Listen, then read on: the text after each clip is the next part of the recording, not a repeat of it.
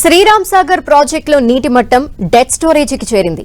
జలాశయంలో నీటి మట్టం వేగంగా తగ్గుతోంది. ప్రస్తుత పరిస్థితుల్లో ఎస్ఆర్ఎస్పీలో ఉన్న నీటిని కేవలం తాగునీటి అవసరాల కోసం మాత్రమే వాడాలని ప్రభుత్వం ఆదేశించింది. దీంతో అధికారులు కాలువలకు సాగునీరు నిలిపివేశారు.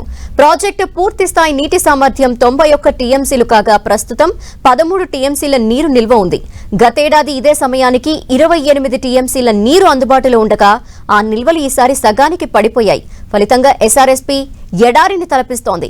13 టీఎంసీల నీటిలో 5 టీఎంసీల నీటిని తాగునీటి అవసరాలకు కేటాయించారు. మరో 5 టీఎంసీలు డెడ్ స్టోరేజీకి ఉంచుతారు. మిగతా నీరు ఆవిరి రూపంలో లక్ష్మీ, సరస్వతి కాలువలకు ఇవ్వాలని అధికారులు నిర్ణయించారు. దీనిపై మరింత సమాచారం మా ప్రతినిధి ఆనంద్ పాల్ అందిస్తారు. ఉత్తర తెలంగాణ వరప్రదాయిని 9 జిల్లాలకు 18 లక్షల ఎకరాలకు సాగునీరు అందించే ఈ శ్రీరామ్ సాగర్ ప్రాజెక్టు వెలవెలబోతోంది.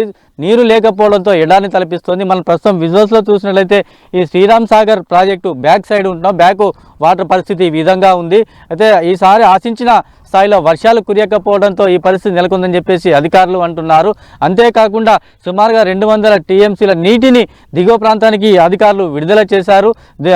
ప్రస్తుతం అయితే ఈ ప్రాజెక్టు చూసినట్లయితే పూర్తి స్థాయి నీటి మొత్తం 1091 అడుగులు కాగా 91 టీఎంసీలు. అయితే ఈ ప్రస్తుతం అయితే ఈ ప్రాజెక్టు 1059 అడుగులు 1274 టీఎంసీలకు చేరింది. అయితే 5 టీఎంసీలు మటుకు తాగునీటి కోసం వినియోగిస్తూ ఉన్నారు.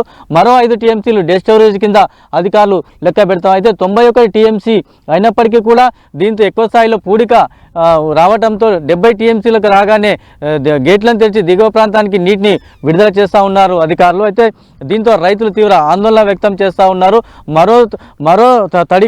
మరో పంటకు నీటిని విడుదల చేయాలని చెప్పేసి అధికారులను రైతులు అడుగుతున్నప్పటికీ డెడ్ స్టోరేజ్కి చేరింది కాబట్టి దిగువ ప్రాంతానికి నీటిని విడుదల చేయలేమని చెప్పేసి అధికారులు తేల్చి చెప్పారు. దీంతో తమ నోటికాడి పంట ఎండిపోతుందని చెప్పేసి మరో దిక్కు రైతులు కూడా ఆందోళన వ్యక్తం చేస్తున్న పరిస్థితి ఉంది.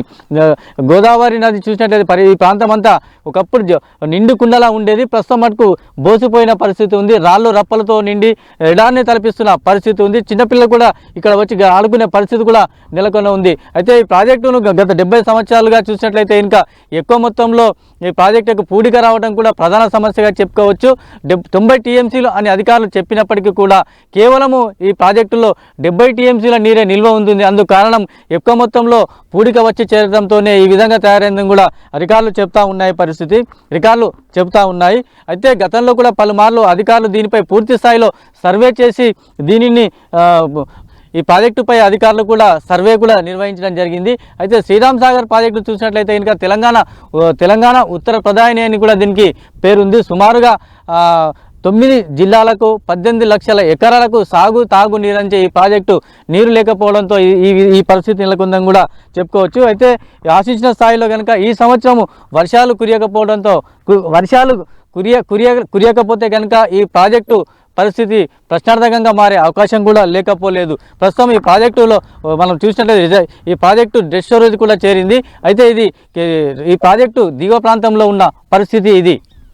కెమెరామెన్ కృష్ణాతో ఆనంద్ పాల్, 10 టీవీ, నిజామాబాద్.